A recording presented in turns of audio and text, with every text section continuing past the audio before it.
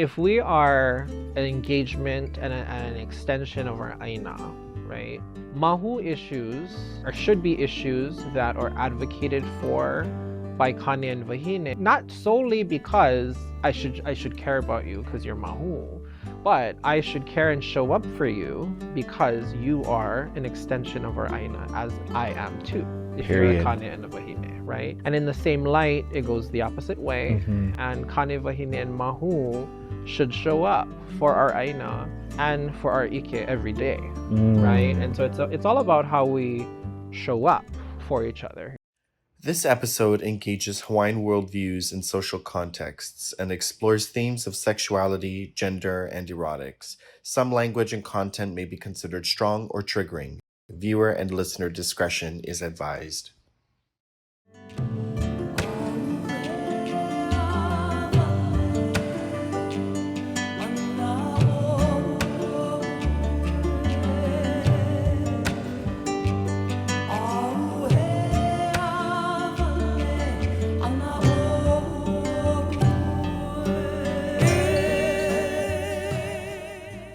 Aloha mai kākou and welcome to Kūkā Kīkī, a Mahu-led podcast where we kūkā and kiki about Kānaka sexuality, gender, erotics, and all things Mahu.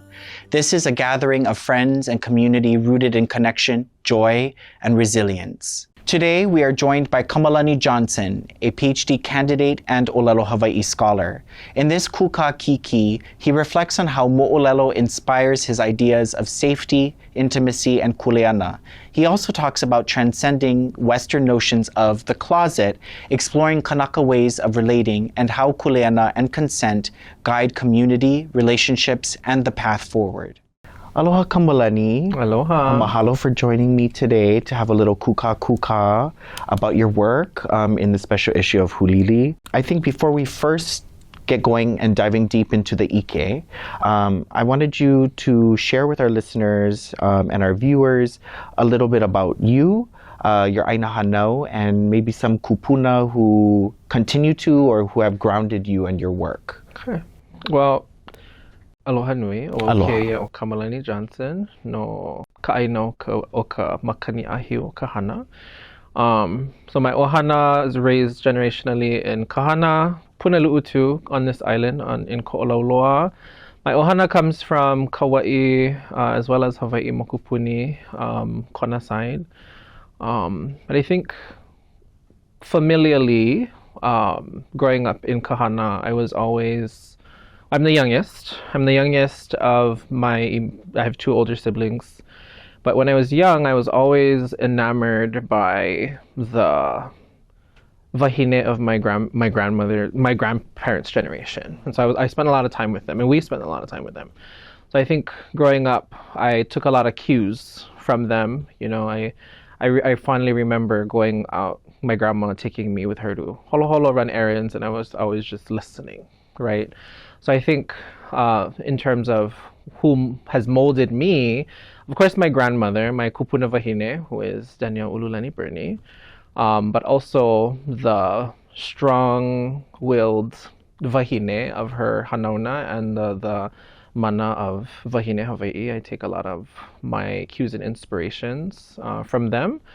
Aside from that, of course, people that I've had the privilege of learning from, and aside from that, I think a lot of my learning these days, I think, come from our Kūpuna who have passed on through Moʻolelo and all of the ha'awina that they're able to offer. So I think taken all together, right, you have all these kane, all of these wahine, I think all of those inspirations kind of get embodied into who I am today. Period. I love that. I think a theme in Kūkā Kīkī thus far has been Kūpuna and our orientation and our relationship to Kūpuna as being something super important. So thank you for sharing.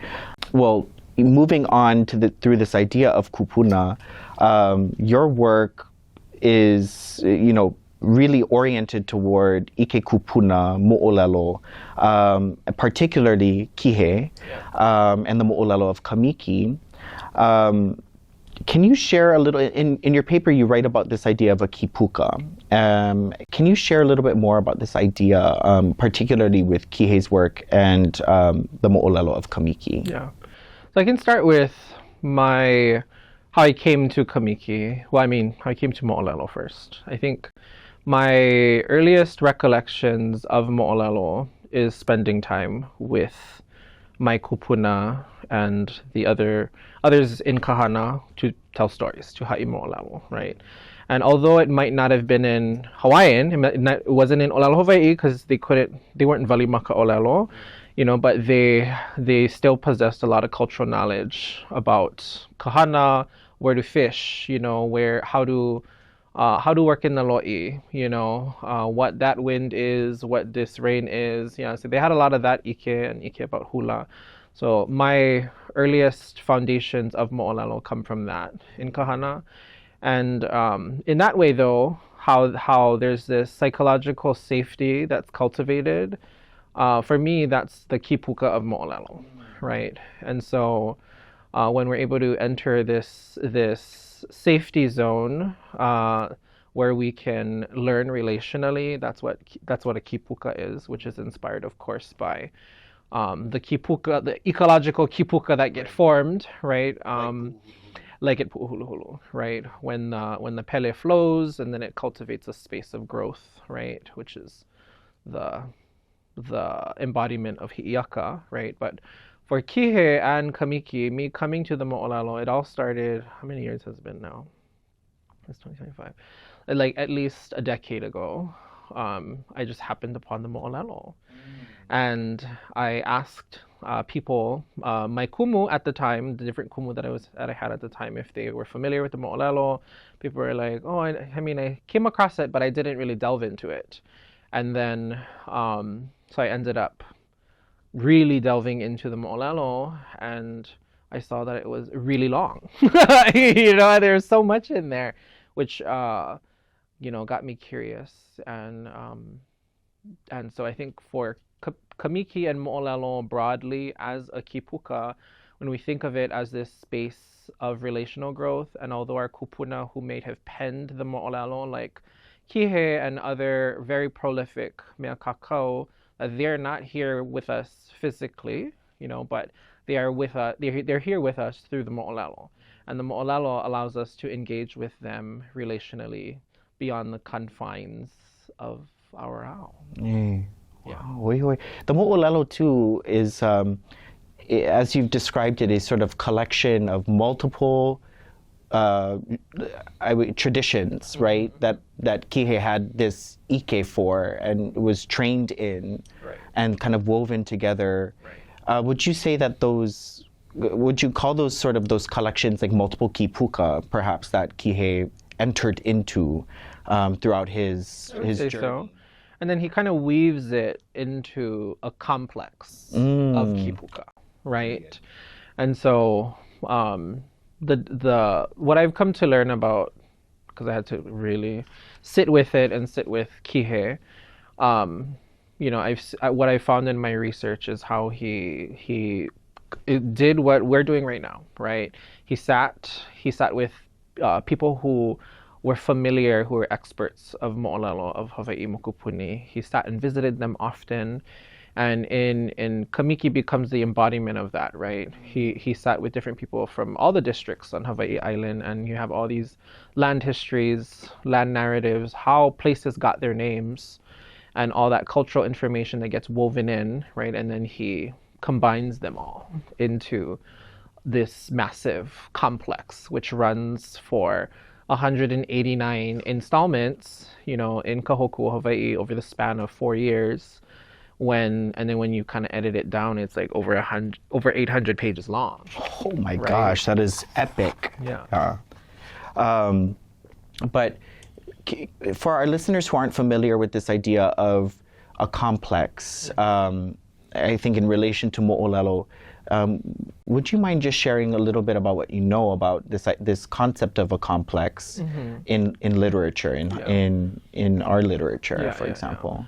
I mean, simply, right, a complex is smaller traditions that get woven in and creates a larger one, right? And everything is, it's always a translation, not a linguistic translation, right? But it's a cultural translation, right? So and even if we're looking at things that maybe authors like Kamako wrote, histories, that they wrote, they all translated what they knew into alphabetic literacy, i.e. writing, right? And so they're bringing together all of this ike that they learned, right, throughout their lives, and then they translate it into a coherent narrative, right? And so that's exactly what people like Kihe did, right? He was born in 1854 and he passed in 1928, right? So all of the cultivation of his ike, his training by his Kūpuna, by his makua, they all allowed him to be able to bring these traditions together into one coherent narrative and idea, right? That's fabulous. And thinking too about how these complexes also within it, like you talked about, have all this ike, but more specifically ike about how we relate to our world, how we relate in general, this idea of pilina and intimacy. You share a bit about this idea of Kānaka intimacies through the work of Kihe. Can you just share a little bit about what you found in terms of this idea of pilina actually rooted in Moʻolelo? I think, well, first I'd like to start with, the one thing that I found is that Kihe tells us that pilina is relational, right? It's a relationality and it's constantly in flux, right? And so through which I know we'll get into, certain examples from the Moʻolelo, right? But if we look at the word pilina, right, it's a combination of piliana, right? But what does it actually mean to pili, right? And how do you cultivate that in our world, right? Because to pili, right, it goes both ways, right? And it is our kuleana to be able to dictate how we want to relate to others.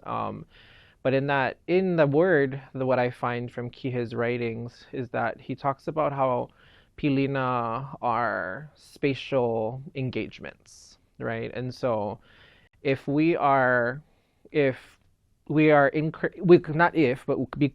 interconnected with our aina, right? We're an extension of that. And all of how we engage with each other are therefore spatial engagements, right? And so that is what pili and tu hoʻopili means. You're creating spatial engagements with others, right?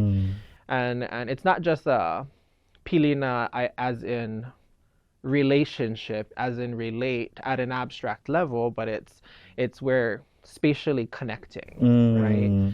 And so I think that is probably one of the biggest things that Kihe offers us, and not only Kihe, but I mean a lot of other writers talk about that as well. That we need to think about our pilina not in only the abstract, which I think a lot of people do still think about it like how do we relate to each other? Right, this idea of poetics. Right. How do we relate? But it's actually how we show up for each other. Period. Right? Because when we have a pilina, that actually means something. It's not just I'm going to be your friend one day and then I'm not going to be your friend tomorrow. Right. And a pilina doesn't mean friend, right? It doesn't simply mean friend, right? To have a pilina, to have a hoa means something entirely different. To say that in a Western English frame. Speaking of Western English American framings, we've had these conversations before about the differences, right, between Western ideas about relationality, how we relate to society, how we are intimate, and then also how we showcase those intimacies and express them to, family members, people we may know. The West has been really concerned with this idea of coming out or transcending the closet, which I think Ike Hawaii and the ways Hawaiians have historically related, sort of, they complicate that notion of coming out of the closet. Would you mind sharing a little bit more your mana'o around this idea of transcending the closet and how that kind of sort of contradicts or is problematized by Ike Hawaii in a sense? Mm-hmm. I think, well, yes. So before we get there, I want to start with where it all comes from, right? So like, for me, it starts with understanding where our intellectual commitments and production comes from, where it's motivated from, right? Because our intellectual production is rooted in our pilina, our interconnectedness with the aina, right? And it's bound by mo'oku'auhau, right? It's bound by our genealogical relations and commitments as well, right? And so because we relate to the aina, as we don't only live upon the aina, but we live with it, right? And our Kūpuna understood that. And there is a cyclical, life-giving energy that motivates the economy of the aina, right? And that same cyclicality is then mirrored and embodied in our intellectual production, right? And I kind of think about that in two different phases, right? So one phase is the phase of our life where we spend time amongst our ohana, right?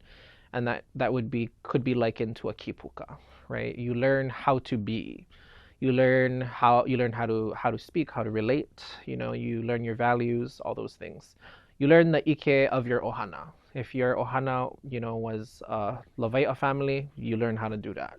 If you're a mahi'ai, ulana, whatever it is, hula, you do that in your ohana, right?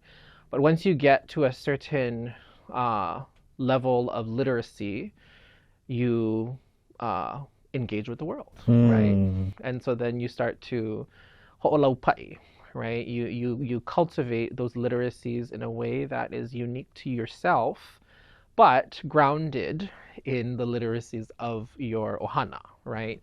So taking these ideas, right, of how we intellectually connect and produce, we think about that and how we're bound to the aina, right? And then you take that against perhaps this epistemology of the closet, right?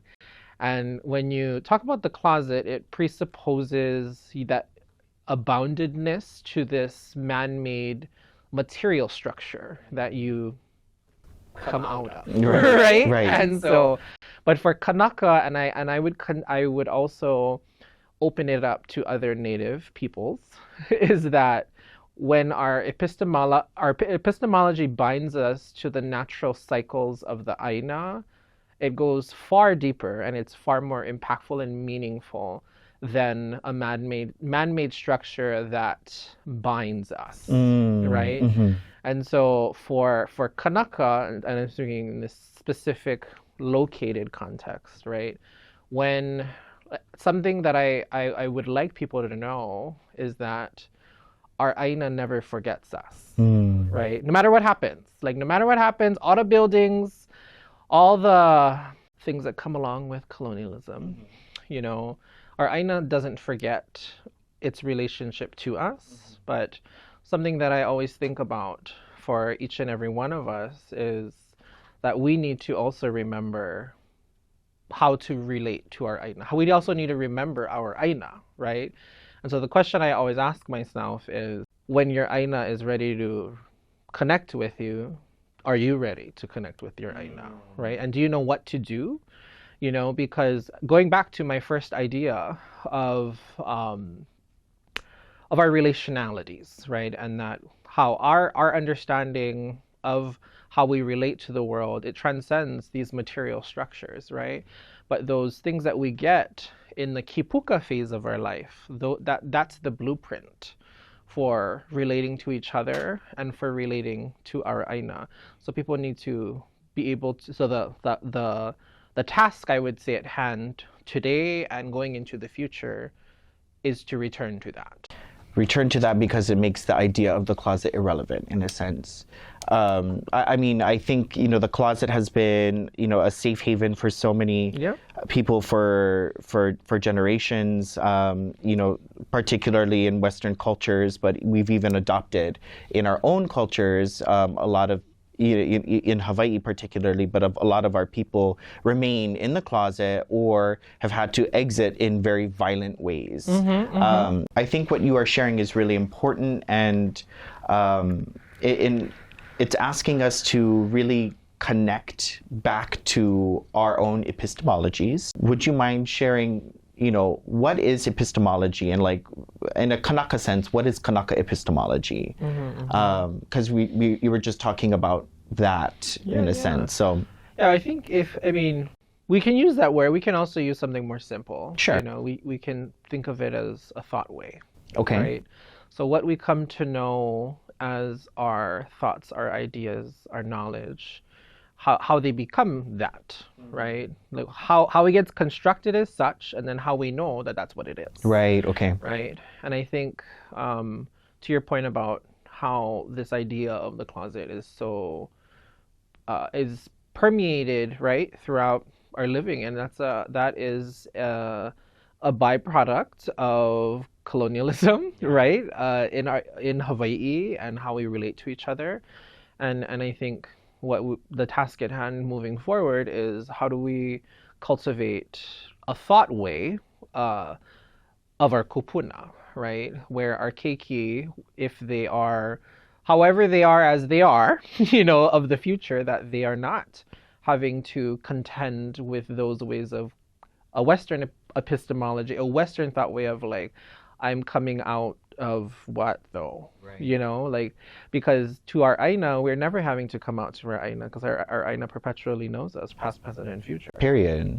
So that's something that we gotta, I think, the task for the future. Yeah, and it really comes back to how we relate to Keiki and how we raise our Keiki. This is a reminder to parents, that their relationship with the world is so much greater than just the society that they're born into. Especially for Hawaii, it's also the Aina and the resonances of the Aina and the moʻokuʻauhau that binds us to this place, to each other. Those are deciding factors, and those are the things that should be influencing how we relate to the world. Not these really constricting constructs of, pono and heva that were imported and brought over, but these ideas of pono and heva that are rooted in moʻokuʻauhau and moʻolelo. I think that's so fascinating and so interesting. But this also leads into, ideas of kuleana, like what our kuleana is to each other and to the lahui. And you have brilliantly in past interviews talked about how kuleana is an economy that, while in the American sense, economy is so enshrined in sort of this idea of capitalism. The economy of kuleana is very different. Would you please share a little bit more about this economy of kuleana, like in Ka-Miki, that you've seen in Ka-Miki, and the way we think about pilina and community today? I think, so I'll just start with a brief, overview of the arc of what they were doing, right? Hikino. Because Ka-Miki and Makaʻiole are from Kona on Hawaii Island, right? And they are born, and then they get lawehanaiʻia. They are then taken in by she's technically, Kauluhe Nui Hihi Koloʻiuka is the name of their grandmother, of their kupuna wahine, but she's technically their kupuna wahine kuakahi. Yeah, so it wasn't actually their kupuna wahine pono'i, but it was the one above, right? And so she notices that they were, like many other moʻolelo, Makaʻiole was hanau eʻepaʻia, so he had some ulteriorities that was a little bit different about him, but she then takes them in and trains them in various kinds of oihana ike. She trains them in hula, She trains them in Hoʻopāpā of various sorts. She trains them in La'aulapa'au, all sorts of things. But the thing was that she was training them so that she could send them on a huaka'i, right? And she noticed that the aina of Hawaii Mokupuni was out of the state of being pono, right? And so she was like, okay, I'm gonna train my mo'opuna, and they're gonna go on their huaka'i, and theirs was a huaka'i ho'opāpā. So they would go and they would engage with all of these olohe who had these skills, but she thought that they were abusing their ike. Yeah, they might have had ike of all sorts of things, but they would, according to the Mo'olelo, when there would be malihini that would try to huaka'i, they would end up being abusive and start to kill them, right? Being very possessive of their aina and what have you.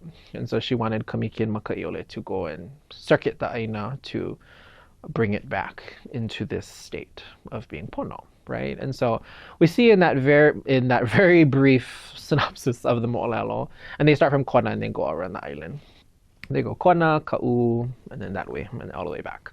And so Kuleana, though, going back to that, Kuleana in this way, right? Kuleana drives the Mo'olelo, right? So when we talk about Kuleana as this economy, it is an economy, right? Because it is the impetus of their huaka'i, right? And Kauluhenui Hihikolo Iuka sees something, and she's like, hey, this needs to change, and this is not Mikai, right? So I'm gonna do something about it. Kuleana is already in play. Right, so and she was this very revered, she was a loea in all things, really. And when on the huaka'i, they notice how when they meet with people, and then they're like, oh, you're a mamo of Kauluhenui Hihikolo Iuka. So she was very well known, and very respected for her ike. And so it drives how Ka-Miki and Maka'iole engaged with people. Yeah, the kuleana in that instance, it motivated how long they stayed in a place, right? Because they had a task at hand, right? Because her kawoha to them was, okay, I'm going to give you all of this ike, and with this ike, now your kuleana is to huaka'i a ho'opāpā. You go, you meet the people, make sure everything is all meka'i, and if they're not doing what they're supposed to be doing, you got to do something about it, right? So now we see, for kuleana, right, it has there's what we're given, and then how we give in relation to that, right? And so broadly, I think what the Mo'olelo offers us, right, it shows us how kuleana motivates the Hawaiian world, right? How it moves us relationally, right? In the same way that Ka-Miki and Maka'iole relate to their grandmother through the lens of kuleana, meaning their understanding of kuleana comes from their upbringing with their grandmother, right? They know kuleana because they know her, right? And she knows kuleana because she knows her kupuna and her kupuna and her kupuna and her kupuna, and that's what drives the Hawaiian world spatially. It also drives the Hawaiian world temporally, right? Like, even though Kihe wa Paui Kahala, I still relate to him every day, right? There's still that kuleana that I have. Just because he is temporally not here, right, it doesn't diminish the amount of kuleana that I still have to him on this side, right? And so for kuleana, it operates cyclically, it operates spatially. And I think for us today, when we expand our understanding of kuleana beyond the confines of responsibility, right, we will understand that to awamo, right, our kuleana, it's much more meaningful, it's much more deep than just accomplishing a task, right? It's an ethics of care, right, that we learn from from being in our communities, from spending time with our Kūpuna, with our ancestors, and that is something that we need to ho'owili, that we need to train the next generation, right, in doing. Right. That's so, thinking about kuleana, one can, what you kind of shared is that based off of all of the sort of cumulative kuleana from past generations and the ike that comes with it, one can also like assume a kuleana in a sense. You see an issue, then you, with the ike that you have, you go and see about making it pono again, perhaps. I think that's also really interesting, but can also be taken out of context easily, where people are like, I can just assume any kuleana. No, because you have to have kuleana to that kuleana first, right? Yeah. And that's kind of that economy you're talking about through your ohana and through your moʻoku auhau. I think that's absolutely brilliant. And, we've also talked about mahu and the kuleana our community have to mahu and the kuleana mahu have to our community. And that it is also, it moves beyond just mahu, but the issues facing mahu are also kane and wahine issue as well, and that there's kuleana embedded in those relations. Can you share a little bit more about that idea that kane and wahine also have kuleana to mahu, and mahu vice versa have kuleana to kane and wahine in different ways? Yeah. I wanna just touch on something that you said previously, and then just kind of blend it. Yes. What you were saying about assuming kuleana, right? Because I think in the when we say even in English, right? When we say assume, right? There's a certain baggage that comes with that word. Whereas if you say awamo, there we go. It's different, right? Yeah, and that's the difficulty about English and Moʻolelo Hawaii. But I think to assume something, there's this active force that you're doing it on purpose, forcefully. Whereas if we look at the idea of awamo, right? You awamo something, and you hold that kuleana sometimes throughout your life, and some kuleana are generationally passed, right? Like maybe your ohana, you come from a hula family and you carry that kuleana. Carry. Yeah. More so carry. I think carry would be better than assume.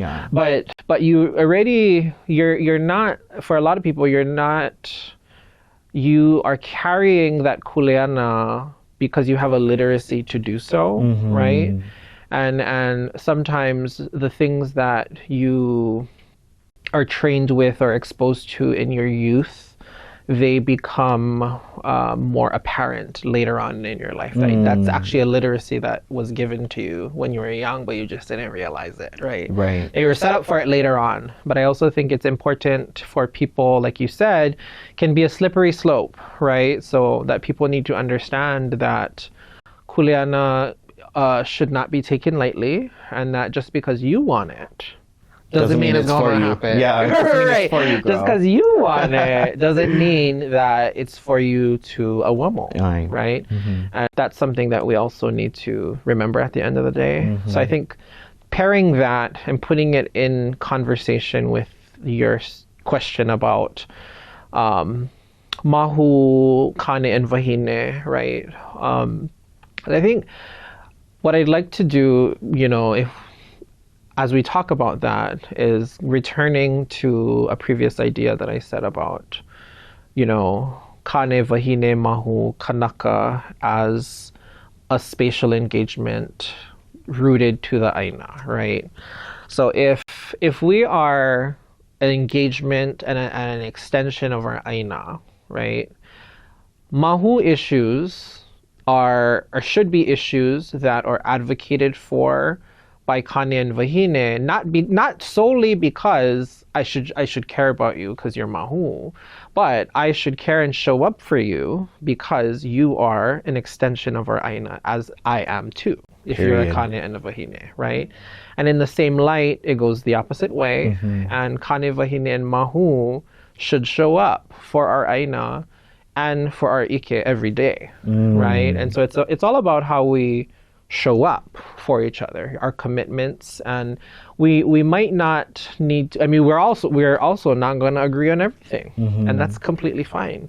our Kūpuna famously fought on all sorts of things. Absolutely. However, right, fought on all sorts of things. However, we were still able to unite and awamo our kuleana, right, to the present and most importantly to our future, right? And so I think for Mahu today, the way for me, education in different forms, right, is what will allow us to reach that. Is how do we teach our counterparts about ourselves, right? How do we teach and provide education about how we are, how we move through the world, and how we can unite on similar fronts, and so that we can all show up for each other in the ways that we need to. Right.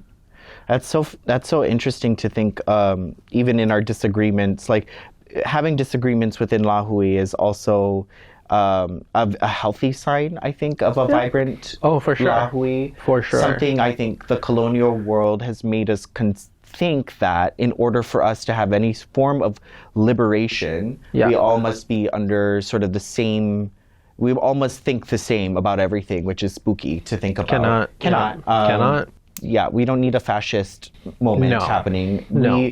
The idea that intellectually and culturally we are very diverse, I think makes a healthy Lahui. So thank you for bringing that up. But this idea also intellectually of not it kind of enshrining this idea of Ho'opāpā, which is in the Mo'olelo of Ka-Miki. It's not necessarily a disagreement, right? But it's a play. Hawaiians love to yes, perhaps disagree, but also to play with wits, to play intellectually. And that also, you talk about in your paper, this playing intellectually and playing in play of wits is really an act of vulnerability, because it's also connected to, you recognize, even if you're going to perhaps lose this hoʻopāpā, you still continue because you're building a pilina through your vulnerability with a person you may want to learn from, perhaps, and connect with. Can you share a little bit more about that? Because I think that's really fascinating. We think about Ike as sort of, I don't want to generalize, but there are those who think about Ike in a sense of domination. I dominate you with my abilities. I have all this Ike, and therefore you not having as much as you're nothing, you're insignificant, instead of it being an opportunity to perhaps impart or develop a pilina that I think is vai to both parties involved in the Ho'opāpā. Can you share a little bit more about Ho'opāpā and as it relates in Ka-Miki? So I think, for one, I would just say that, because what you're hinting at is this idea of competition, right, in our Lahui. Contemporarily today, yes. And then I think historically as well, right? Today, also, they're influenced by certain other variables as well, right? But if we look at Ho'opāpā as a study, right? Because Ho'opāpā is, yes, a competition of wits, but what are wits, right? And Ho'opāpā is a test of what you know. But what you know, then you got to ask the question, where does what you know come from, and how do you know that, right? And so, in the Mo'olelo of Ka-Miki, as an example, right, like they're trained in Ho'opāpā by their Kūpuna wahine, who was a loea in Ho'opāpā. And she knew Ho'opāpā because her Kūpuna trained her, and their Kūpuna trained, and then we have this transmission, right? But so that all gets embodied in the practice of Ho'opāpā, but at the heart of Ho'opāpā, it's playing with and being able to have the dexterity of your Ike to be like, okay, if we're talking about clouds, because I have this bank of all of my Ike about clouds, I know how to pull. I know because you got that from your Kūpuna, right? And so for me, when we talk about Ho'opāpā, a lot of it comes out in words, right? So you have to think, okay, what is Olelo? Right? What is Olelo? What is the Hua'olelo? What is Ike? Right? And it sounds like we're talking very abstract, but we are. We are. But what this is how we talk about it. Right.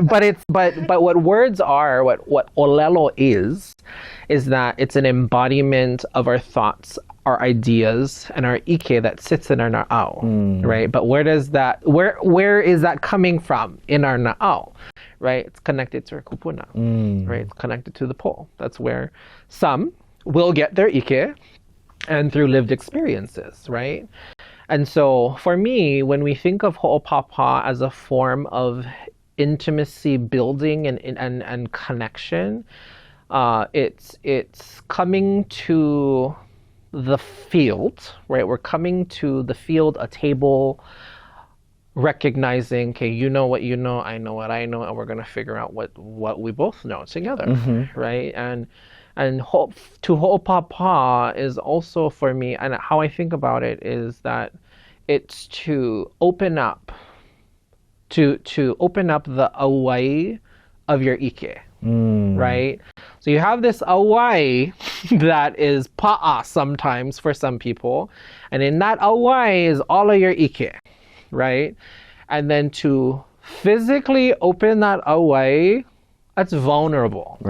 Right? And it's not vulnerable in the way that, oh, now you can see what I know, right? Because especially these days, contemporarily, people want to be like, oh, I don't want to say, very like that. Right. But to open your awai is not just to show like, oh, this is my ike about all these ao and all this, all these mele and whatever, because I got it from my Kūpuna. That's not the most vulnerable part to me.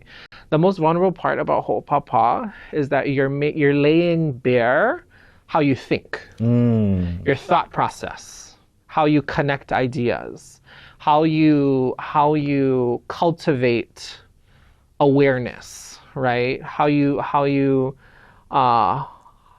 create more ike, right? That is the vulnerable part. And for me, that's like the most intimate part about Hoʻopāpā as an intellectual process.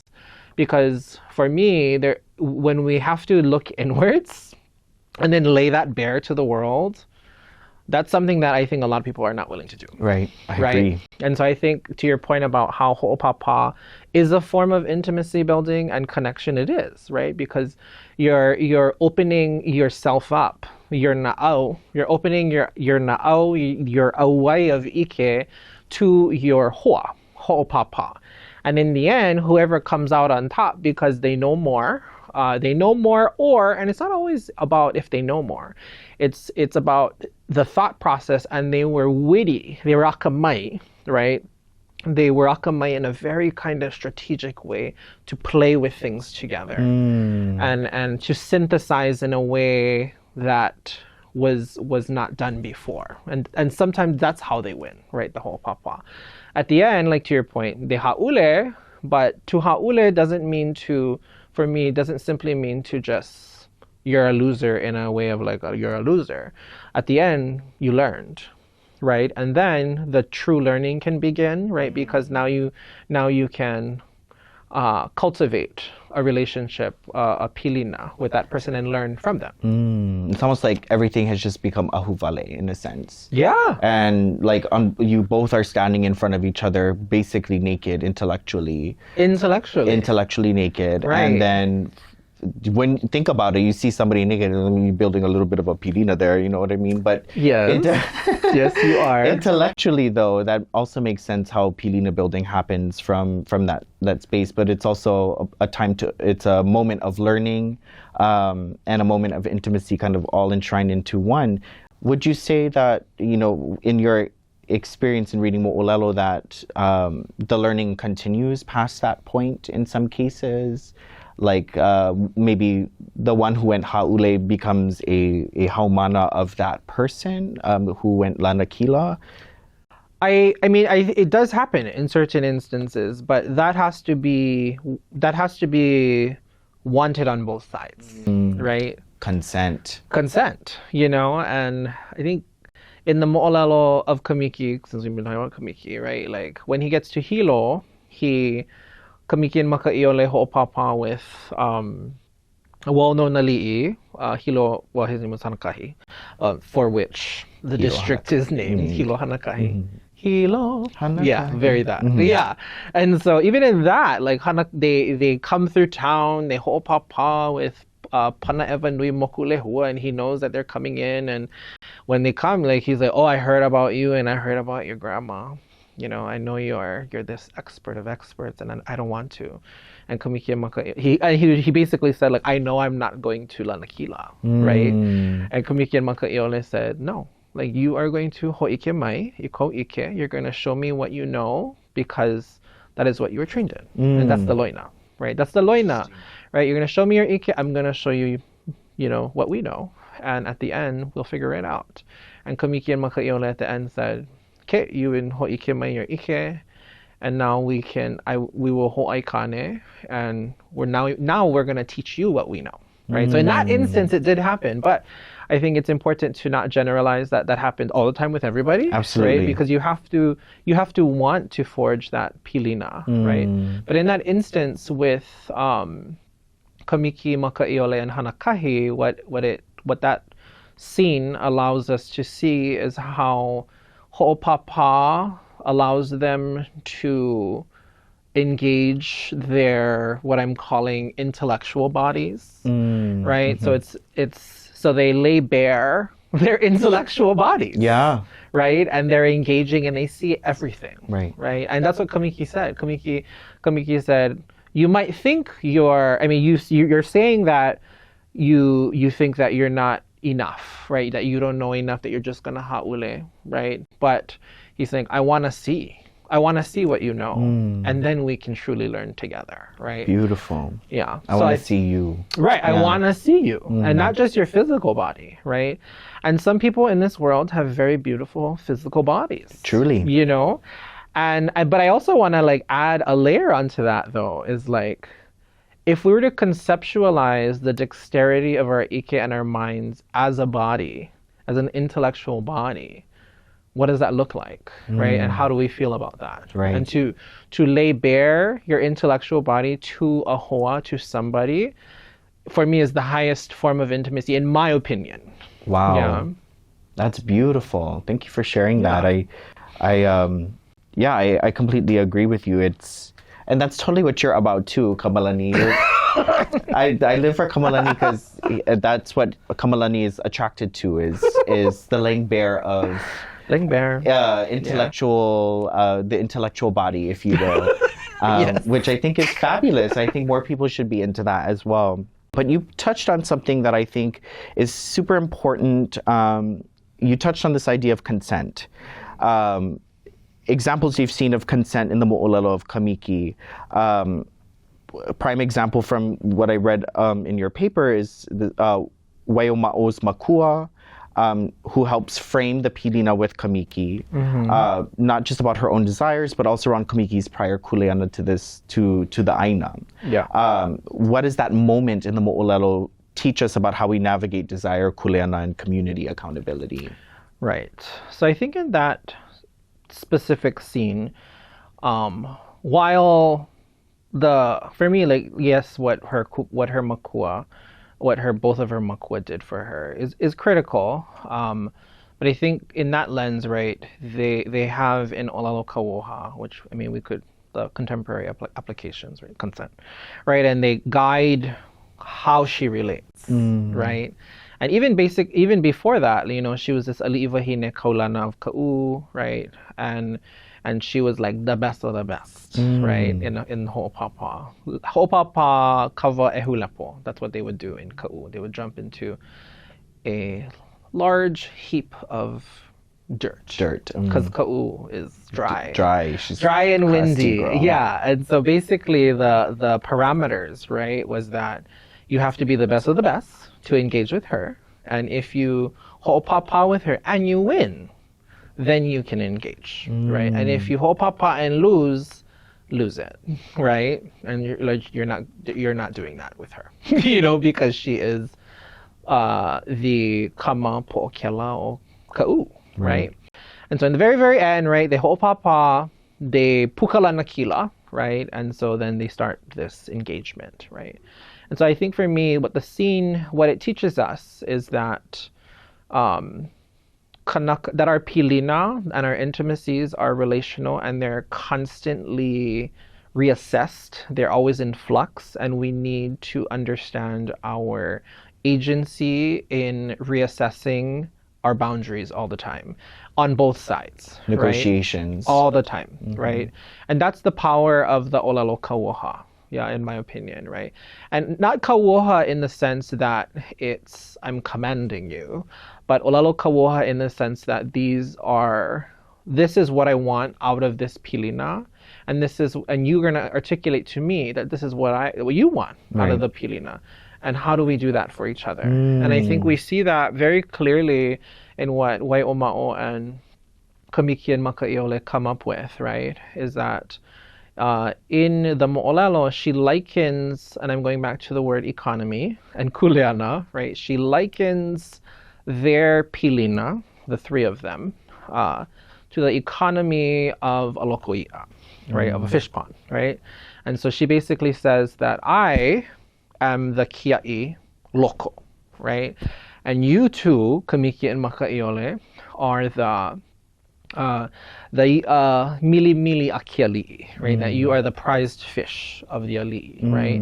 So if we were to conceptualize our relation, how we relate to each other like a lokoi'a, right? The kia'i loko's kuleana is to hanai that i'a, to make sure it's good and it has all of the nourishment that it needs to thrive. And that's what Waiʻomao does for them. Right? She provides them the sustenance and all of the things that they need to reach their fullest potential as zi'a mili akiali'i, right? But then you see in the economy, the i'a, they get what they need, and then it comes time what Ka-Miki and Makaʻiole do for Waiʻomao, right? Is that they become sources of nourishment for her.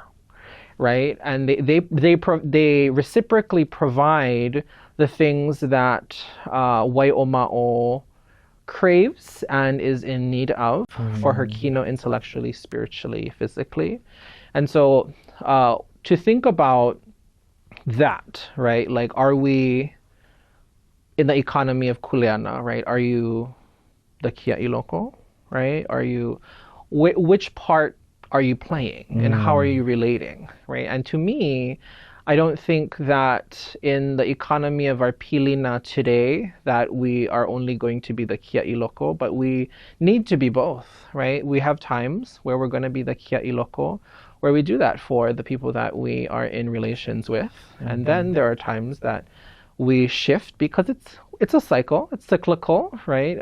Then we become the mili akiali'i, right? And the mili akiali'i has a moment where you get hanai'ia, you get invested into to reach a certain potential of yours so that you can give back, right? Because you're going to give back into your community, give back into these relations that you have, and then the economy continues. And the thing that drives that is kuleana to each other. So I think that kind of conceptualization, this kind of ecological conceptualization of what pilina is and does and how it relates and circulates for us, I think it's really, really helpful, right, for us to conceptualize how we relate to each other. Beautiful. So, a part of what I gathered from that conversation is that the olelo kauoha is not just a command, but it's a olelo that is negotiated between people within the parties. Often we think of the kauoha as like, this is what's going to happen. But it doesn't necessarily play out in that way in the mo'olelo. It's kind of reformed or sort of redacted in a sense in ways that kind of benefit everybody through this idea of consent.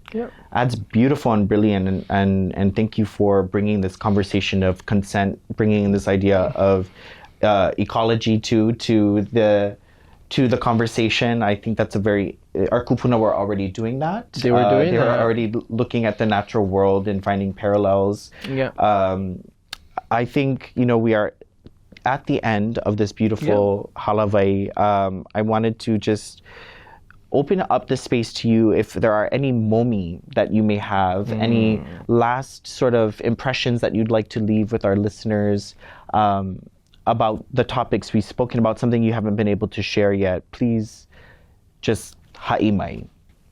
Okay. I think the thing that, I think what I want to just go back to is the importance of our mo'olelo, right? And is that our mo'olelo tell us about how our kupuna thought and theorized about our sovereignty, right? And that sovereignty that transcends Western conceptions of what that means, but sovereignty that comes from our aina, right? And our relation to our aina. And that if we are to strive for that, as we are, right? That those lessons are found in our mo'olelo. And the root of that is life, right? Life ola in that sense. Life in a ola sense, right?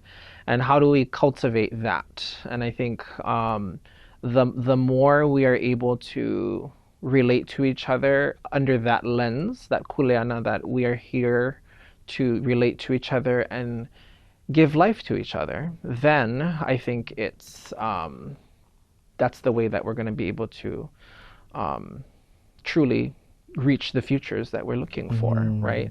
Because all these ideas of like alterity and, you know, these Western ideas that kind of come into our communities, right? Those aren't the things that are going to help us, right?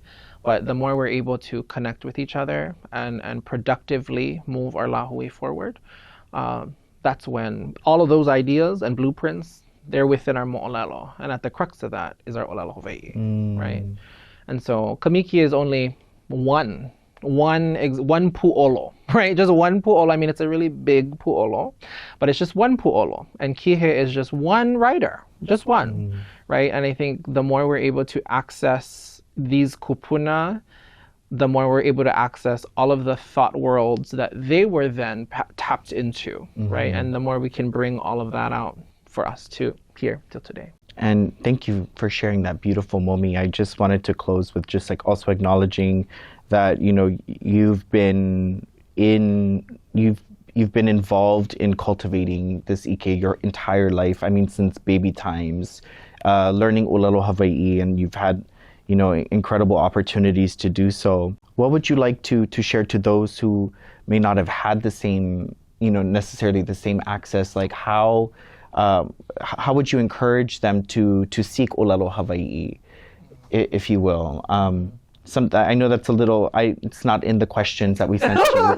but you know, I'm just curious because, you know, Olelo Hawaii is that thing that so many hunger for, but, you know, access is limited still. You know, though we have really, there's been this era of Olelo Hawaii and Ike Hawaii throughout the years. More people know more than they have in generations. But there is still this need. And so what would you say to that parent who's like, I want to learn, like, I want to learn Olelo Hawaii, but I'm scared. I don't really know where to go or what to do, you know. Is there something that you can just say that might guide them, perhaps? Well, I mean, my first point would be like what you were saying earlier about, I guess, my experience. I've been very privileged to learn from a young age.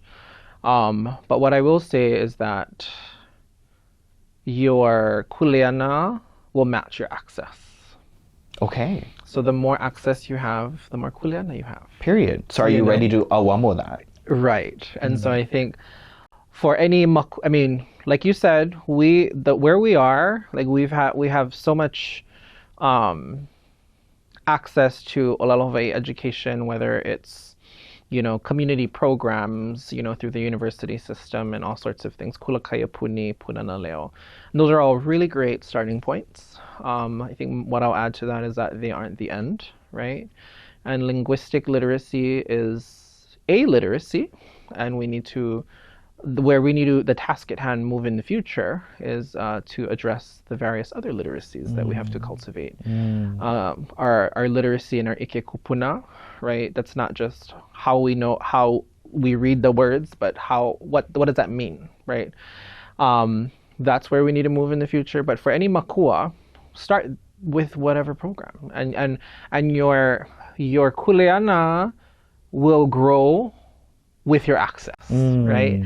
And I think for people, and you just start a little bit at a time, you know, oke kahua mamua, mahope ke kukuru, as they say, and then just go a little bit at a time, you know. But I think the true task at hand is going to be building, is the kukulu, which we might, I think for the last 40 years, we've had certain kinds of pohaku niho that are in our pa, or that are in the wall, but we're still trying to figure out the other parts, where you got a hoʻopiha or other even pohaku niho that are not even there yet, because we don't even know what the pohaku niho is, right? And so I think that is, I guess, my reflection on my experience, and that's what I wanted. That's what I'm trying to do. I love that. For the future. So we're leaving here with this idea that access and kuleana are intertwined intimately together. Yes. And that with access comes more to awamo. Yes. Though we shouldn't be afraid of that. No. We must always, you know, based on the conversation we have had today, think about our relationship to that kuleana and how far we'd like to awamo. Yeah. And what that looks like practically in our life. Yeah. Kamalani, mahalo nui for all your ike, everything you shared with us today.